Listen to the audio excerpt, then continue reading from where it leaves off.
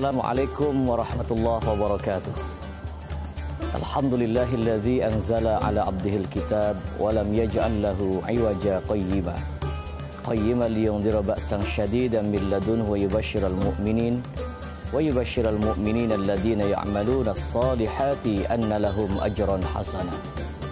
Pemirsa MNC yang dirahmati oleh Allah Subhanahu wa taala, Pondok Pesantren adalah merupakan lembaga pendidikan yang terbaik untuk mendidik anak-anak kita.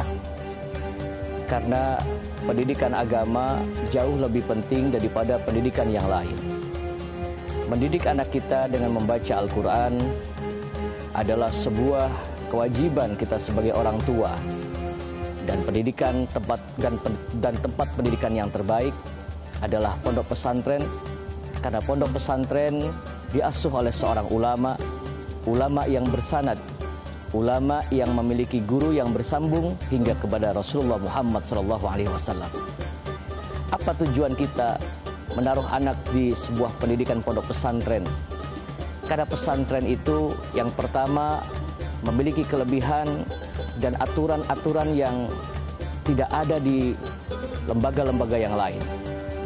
Seperti contoh di pondok pesantren, putra-putra kita diwajibkan untuk melakukan ibadah sholat secara berjamaah. Yang kedua, disiplin ilmu yang kedua adalah disiplin makan, disiplin tidur.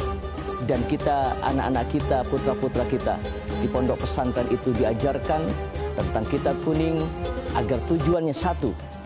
Sebagaimana tujuan yang diinginkan oleh Nabiullah Ibrahim alaihissalam, tujuannya menginginkan anak-anak kita agar menjadi anak-anak yang soleh dan solehah. Apa sih bahagianya jika kita memiliki anak yang soleh? Nabi Ibrahim alaihissalam di dalam doanya selalu berdoa dengan kalimat Rabbi habli minas solihin, Rabbi habli minas solihin. Ya Allah, jadikanlah kami, keturunan kami, anak-anak kami, keluarga kami menjadi keluarga dan anak-anak yang soleh dan solehah. Karena jika kita memiliki anak yang soleh, yang dididik di pondok pesantren, maka walaupun kita sebagai orang tua tidak mampu membaca Al-Quran, orang tuanya tidak mengerti agama, bahkan orang tuanya yang dulunya ahli maksiat sekalipun, jikalau kita punya anak yang soleh, dididik di lingkungan pondok pesantren, sehingga anak kita menjadi anak yang soleh, maka doa anak yang soleh mampu mengangkat harkat derajat orang tuanya yang seharusnya masuk ke dalam neraka sekalipun, tapi lantaran punya anak yang soleh, orang tuanya bisa diangkat, dimasukkan ke dalam surganya Allah Subhanahu wa ta'ala. Pemirsa MNC yang dirahmati oleh Allah, ada sebuah hikayat di zaman Nabi Musa alaihissalam. Nabi Musa disebut dengan kalimullah. Satu ketika Nabi Musa berjalan dan melewati sebuah kuburan. Nabi Musa mendengar di dalam kuburan ada suara orang yang sedang disiksa oleh Allah, diazab oleh Allah. Nabi Musa melanjutkan perjalanan bersama sahabatnya Nabi Yusha alaihissalam untuk mencari Nabi Khidir. Setelah 4 tahun, Nabi Musa akan kembali ke rumah dan kebetulan melewati jalan yang sama dan melewati kuburan yang sama. Nabi Musa berhenti. Mengapa? Karena tiada lagi suara orang yang sedang disiksa dan diadab di dalam kuburan. Sehingga Nabi Musa minta kepada Allah, Ya Rabb, aku minta agar aku dibukakan kuburan ini, agar aku bisa melihat apa yang dilakukan orang yang dulu sedang disiksa, tapi sekarang tidak ada suaranya sama sekali. Doa Nabi Musa dikabul oleh Allah. Kuburan itu, pemirsa, dibuka oleh Allah. Nabi Musa melihat ternyata kuburannya menjadi luas, penuh dengan cahaya dan banyak rizki-rizki dari Allah Subhanahu wa ta'ala. Nabi Musa bertanya kepada orang yang ada di dalam kuburan, wahai orang yang ada di dalam kuburan, amalan apa yang kau lakukan sehingga engkau mendapatkan kenikmatan-kenikmatan kubur seperti ini? Orang yang ada di dalam kuburan menjawab dengan jujur sambil menangis, pantas jika aku diadab dan disiksa oleh Allah ini, pantas ya Nabi Musa. Karena ketika hidup, saya hanya menabung dosa dan maksiat. Saya benci kepada ulama, saya benci kepada kiai, saya benci kepada ustadz. Kerjaan saya hanya nabung dosa dan maksiat. Tapi untungnya ya Nabi Musa, ketika aku meninggal dunia, aku meninggalkan seorang istri yang sedang hamil tua. Untungnya lagi, istriku ini wanita yang solihah. Begitu anakku lahir ya Nabi Musa, Anakku dikenalkan dengan pendidikan agama.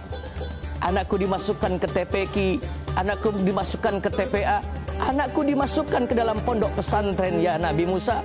Sehingga anakku dididik dengan pendidikan agama, anakku menjadi anak yang soleh. Anak yang soleh adalah anak yang selalu ingat jasa-jasa orang tuanya. Pemirsa yang dirahmati oleh Allah Subhanahu wa Ta'ala, maka ketika lulus dari pondok pesantren, anak yang soleh yang selalu ingat akan jasa orang tuanya bertanya kepada ibunya, "Wahai bunda, di mana kuburan ayahanda?" Dicari kuburan ayahnya. Di hadapan kuburan ayahandanya, seorang anak yang soleh membersihkan kuburannya. Lalu anak yang soleh membaca tahlil, la ilaha illallah. Afdhalud du'a du'aul arafah. Wa afdalu ma qultu ana wan nabiyyuna min qabli la ilaha illallah. Sebaik-baiknya doa adalah doa di padang Arafah, dan sebaik-baiknya ucapan aku, kata Nabi Muhammad, dan para nabi sebelum aku adalah kalimat la ilaha illallah. Anak yang soleh membaca tahlil, anak yang soleh membaca Al-Quran di hadapan kuburan ayahandanya, berziarah kubur sebagaimana diajarkan Rasulullah Muhammad SAW ketika beliau Isra, beliau berziarah kubur di kubur Nabiullah Ibrahim alaihissalam. Dan saya menyaksikan langsung betapa ada bekas telapak kaki Rasulullah Muhammad di kubur Nabiullah Ibrahim alaihissalam. Saya bertanya kepada guide, mengapa ada telapak kaki Rasulullah Muhammad yang sebelah kanan di samping kubur Nabi Ibrahim? Dijawab, karena Rasulullah Muhammad turun ketika Isra sebelum menghadap Allah. Isra berarti hablum minan nas, menghubungkan hubungan dengan manusia. Maka bekas telapak kakinya masih ada. Rasul bersabda, ana da'awatu Ibrahim, saya adalah berkat doa Nabi Ibrahim alaihissalam. Pemirsa yang dirahmati oleh Allah, orang itu, anak yang soleh, ternyata berdoa di hadapan kuburan ayahandanya, membaca Yasin, membaca tahlil, membaca tabarak, membaca waqiah.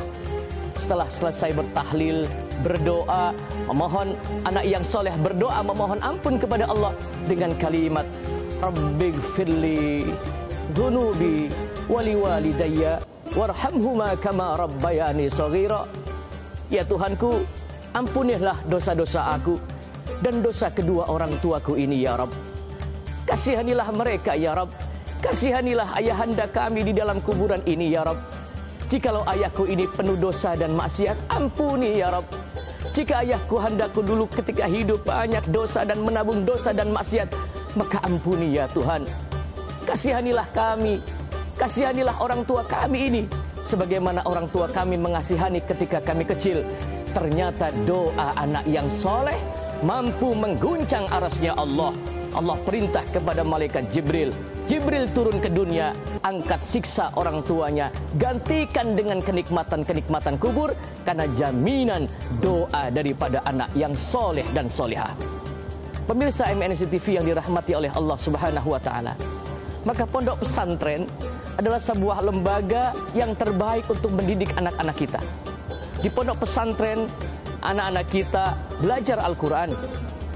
Maka orang tua yang punya anak yang bisa membaca Al-Quran, kita buka di dalam hadis qudsi, siapa orang yang punya anak yang bisa membaca Al-Quran, bukan hanya hafal, membaca saja, maka kata Allah, nanti di yaumal mahsyar, orang tuanya akan diangkat oleh Allah, didudukan di atas mimbar yang terbuat dari cahaya, di atasnya dipakaikan mahkota, sehingga mereka yang melihat bertanya, ya Rabb, siapakah dia yang kau tinggikan derajatnya, ditempatkan di atas mimbar yang terbuat dari cahaya, yang di atasnya dipakaikan mahkota? Allah menjawab, dia adalah seorang tua yang memiliki anak yang bisa membaca Al-Quran. Pemirsa MNC yang dirahmati oleh Allah Subhanahu wa Ta'ala, maka pondok pesantren adalah tempat yang terbaik untuk mendidik anak-anak kita, terbebas daripada pergaulan bebas. Dan insya Allah lulusan pondok pesantren ini bukan hanya jadi ulama dan kiai, tapi lulusan pesantren bisa menjadi pejabat, tapi yang sudah dilandasi dengan pendidikan agama. Bisa menjadi pejabat, anggota dewan, bahkan menjadi presiden sekalipun bisa. Tetapi landasan agama jauh lebih dipentingkan. Jika seluruhnya sudah dilandasi dengan agama, maka insya Allah seluruhnya akan berjalan dengan aman, dengan amalan soleh. Maka jadi pejabat pun akan menjadi pejabat yang amanah. Terima kasih. Wallahul muwaffiq ila aqwamit thoriq. Wassalamualaikum warahmatullahi wabarakatuh.